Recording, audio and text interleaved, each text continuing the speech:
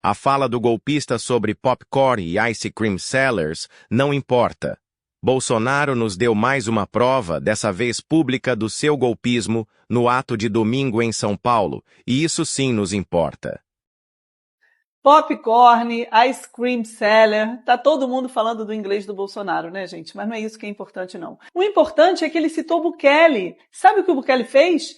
Ele teve maioria no Congresso e, com isso, ele conseguiu destituir uma parte da Suprema Corte. E Bolsonaro disse ontem na rua, na frente de todo mundo, em público, que ele quer fazer isso. Ou seja, que ele quer ter maioria no Senado para destituir o STF.